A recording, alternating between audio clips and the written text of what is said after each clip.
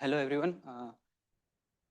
And first of all, thanks to organizers. So today I'm going to talk about my work on active filaments in turbulence. So I'll first start with the model. So for the fluids, for the background fluid, I'm working with 2D Navier-Stokes, which has advection, viscous, and the forcing term. And then since the forcing depends, I'm forcing at a particular scale, so I can construct a length scale. I can construct a length scale L and then a time scale. And this time scale, essentially what you have to understand is that it tells you at what rate any things are happening in your system. Next, I have these elastic filaments, which you have to think as a connection of spring and beads. And for this filament, I can have a equation for, first of all, center of mass, and the second, these links or bonds, and these green color. So let's not go very deep into the equation. What you have to understand is that, first of all, it's overdamped system. So your velocity for both the center of mass and the bonds depends on the velocity of the flow. And next is the thermal noise. These zeta i's are thermal noise, which is present in both the center of mass and the bonds. The third, this yellow color, is elastic term because of these springs. So for these filaments, I can construct essential time scale, which is I'm calling tau chain, and then I have this Wi, which is Weisenberg number, which is a non-dimensional number, and it tells you, and it's the ratio between the elastic relaxation time scale for the chain compared with the time scale of the flow. So intuitively, what you have to understand is that if you have a high Weisenberg number, that means your relaxation time is long. What that means that you can have a longer filaments, whereas if you have a low Weisenberg number, that means you're going to relax fast, so you will have a smaller length. And typically, this is how these filaments in a 2D Navier-Stokes flow look like. Now, so up to this level, these are passive filaments. Now I'll define what are called active filaments. So for the active part, I'm saying that identify one of the ends as the head, and I'm saying that these are going to move along the head, along the n hat, and n hat is the difference in the 0th bead minus the first bead. So think of something like a head propulsion. And then I can have an extra propulsion term in the center of mass. And similarly, the equation for the bonds will also change, but let's not go too much into it. And for the active part, one of the important number is V naught, which is my propulsion velocity, and Vrms, and this Vrms is the RMS velocity of the flow. And that is my basic model for an active filament with tangential propulsion. And in this talk, I will be my all of the results will be mostly dictated by these two numbers, which is Weisenberg number and the propulsion velocity. So the length of these filaments and how fast they are moving, these the competition between these two things will determine what kind of phenomena that I'm looking into. So this is again the simulation that I shown in the last slide. And if I plot the center of mass of these filaments, one can see that these are sort of more localized into these vortices. So these elastic filaments get more localized into the vortex, and they get trapped into the vortex. And this phenomena is called preferential sampling. It is called preferential sampling because if they were not filaments, they were tracer particles, then they would have been homogeneously spread around in the flow. There is one more fact that I'm going to throw at you, is that high Weisenberg number, that means the longer filaments, get more trapped.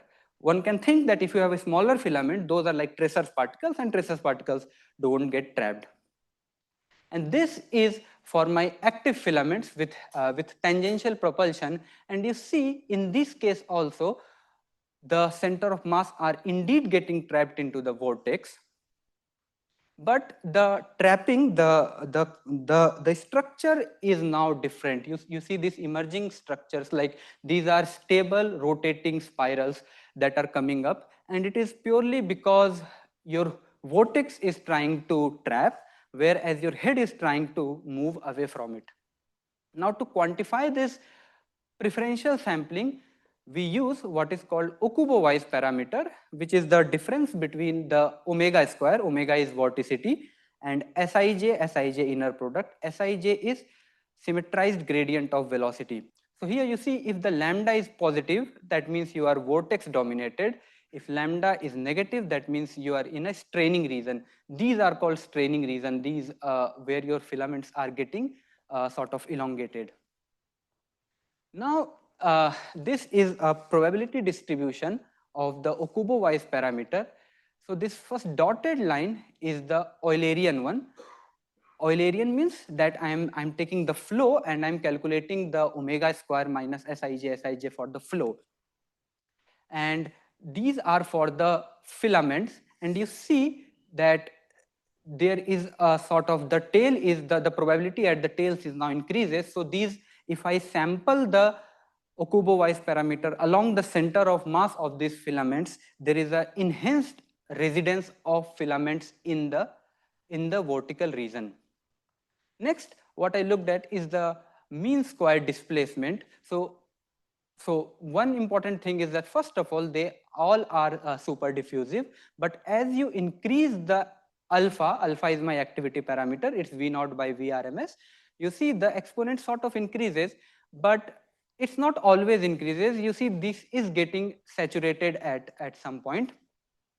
And this saturation is because although you are saying that my filaments can propel by themselves, still they are getting trapped because the direction where your head is rotating is still decided by the flow. So the idea is that your transport is enhanced by activity, but is still bounded by the flow. Next, what we thought is to have a propulsion, which is to say the velocity V naught, not along the head, but along any direction. So we took, let's say, 45 degrees. So every time the filament is going to move along the 45-degree line. For that, you see, first of all, you can see that the head are sort of going towards the diagonal 45-degree, but they are still sort of following the streamlines of the flow, and there is a competition between the propulsion and the trapping by the flow. We still see the preferential sampling in the vertical region, and in these kind of diagonal propulsion, these filaments actually sort of combines it to form the bundles, and these bundles rotate. These bundles are not very clear in this case. They are smaller bundles that you can see. It's from different simulation. So here also the filaments are bounded by the vertical structure. Just to also tell you, see here the alpha is 0.79. So your propulsion velocity V naught is less than the flow RMS velocity. For this directed transport, so this I'm calling it the directed transport. So for the directed transport also, you see the probability distribution is higher in the vertical region. Now the mean square displacement, it is again super diffusive, but you see the exponents increase as compared to your tangential propulsion. So this directed propulsion at the level of MSD does something better than the tangential propulsion. And the next idea is to understand that that on top of the activity, does elasticity has a role to play? And the idea is yes. If you have an increasing Wi, which means elasticity, which means your lengths are increasing, you see this MSD exponent beta beta increases, so this elasticity enhances the super diffusive transport. Next idea is to look for the length of these filaments in both the tangential and the directed case.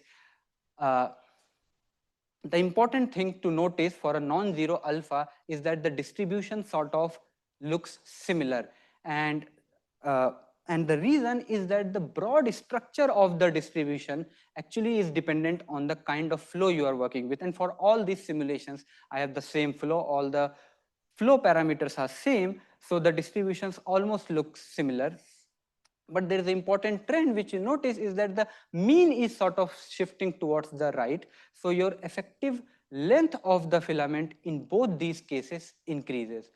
Now this increasing of length can be understood simply as in at the 0th order you can say that okay, you had this head and you told that you should move this head far away, so this trivially increases the length of the filament.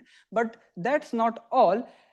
Due to this propulsion, the filaments have configurations which are not possible for the passive configurations which are not possible for the passive filaments. So these active filaments sample the flows which are not possible for the passive filaments. So this increase in the mean is not very trivial, as in you just increase one of the links. The next idea is about the effective elasticity. So I have this filament and you assume that this is a relaxed length of the filament, and at the next step I am saying that take this head and you move it somewhere, and I am doing this at every time step. So what I am essentially doing is that I am suppressing the elastic relaxation, because every time you look at the filament it is sort of expanded. So you are actually not relaxing at the rate which you were relaxing in the passive case. So the interpretation is that if you are increasing the alpha, your effective Weisenberg number, which means effective elasticity, increases. So this is one of the plots for again P of lambda versus lambda. Now you see the Weisenberg number is low. Low as in, if you look at the alpha is equal to 0, which means 0, which means passive filament, there is no tail. It is like the Eulerian P of lambda. But as I increase the activity, you see the curve shifts towards the preferential sampling. So it justifies the fact that as you are increasing the alpha, your I'll just complete in 30 seconds. Your effective Weisenberg number increases, and this is also true for the tangential case. Although both the plots does not look very similar, but the idea is that by changing the propulsion, your effective elasticity changes, but in a very direction dependent way. So we can think of this activity as some effective elasticity plus directed forcing. So at the end, what I showed you is that these active filaments show preferential sampling, and some of the nice collective patterns of filaments which are not possible for the passive in the passive case. And next, I also showed you that these directed filaments are better are in better transport than the tangential one. I also talked about the mean length increasing for the active filament, and at last I convinced you that by changing the propulsion speed or activity, your effective elasticity changes. That's it. I'll just complete.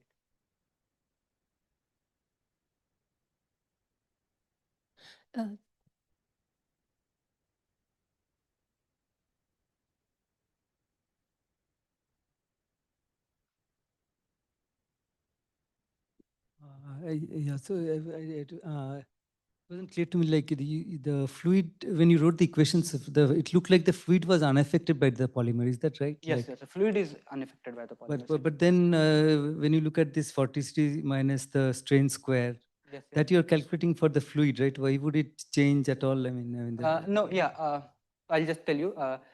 For the fluid, I showed you the Eulerian graph. I also showed for the, so now I am sampling along the center of mass of the filaments. Yeah, I think that's the answer, yes. I can just show you. Sorry. Hi, Kunal. Yeah. I wanted to understand the fact that there is a super diffusion and as well as there is a preferential sample. So what is the motivation of this? Does it goes to like the kind of pattern formation and those kind of things?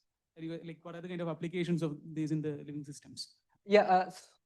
So for the applications, actually people do study these filaments where they make the bead such that you can control it with some magnetic field, some electric field, and by changing these magnetic field and electric field, actually you see this stressed and coiled transition, that either they shrink or they expand. And there are other biological motivation, as in people with this kind of active filament model, people try to understand when does your DNA get coiled or when does it get stretched. I think, yeah, so there is a there is a biological motivation also, and then there is a artificial swimmer kind of experiment that people do. Thanks.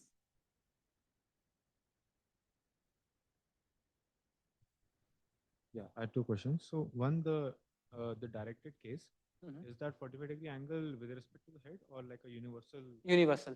Universal. Yeah. Will you get same effect if it goes with respect to the head, or won't that won't matter at all? With respect to the head, I have not checked that, but I don't think it will matter slightly, because at the end my statement is that there is a direction dependence. So yes, if you will change the direction, so something will change. But the idea is that if you change the global direction, that does not matter. But for the individual filaments, you are saying that wherever my head is, with respect to that, I'm going to take the 45-degree. That I'm not sure of. Otherwise, that when you said that effective Weisenberg number increases with alpha, so like, is it just that you are saying that with respect to the length, or if you match the effective Weisenberg number, all the dynamics also? No, I'm just saying so this effective Weisenberg number, I'm just saying specifically for these kind of sampling, even not for the length. So if I'm going to take any other dynamical quantity and plot it side by side, they're not going to match. It's just for this distribution. It's one of the interpretation, because here you see this trend of preferential sampling. Kunal. Yeah, I just want to ask whether this you have a head like for active systems. You have a head, right? Yes. So the other bits simply following the head. We are just simply solving the equation for the head only. No. All of them are solved. Yeah, so I have equations for all of the J's. Okay, the J's are for all I's. I's means the different filaments you have. Yes, so here sorry, I did not include the I part. I'm saying that the J means here all of the beads. So you have n number of beads, so you have n minus 1 number of links. So these are n minus 1 equations, and then one equation for the center of mass. Yeah, and you have initially all the filaments has the same length. Yeah, initially it's some zero length, very like I'm starting with something random only. And these filaments are not interacting with each other. No, filaments are not interacting with each other. So that's the point, that there is no hydrodynamic, there is no interfilament interaction, there is no hydrodynamic interaction. Still you see these bundles and spiral kind of structures just from the propulsion and the kind of flow you're working with. And are you thinking to put some potential to so that they just simply don't glide over each other? That changes the dynamics from the fusion coefficient point of view. That. I mean, we have not went too far on this work. Okay, thank you.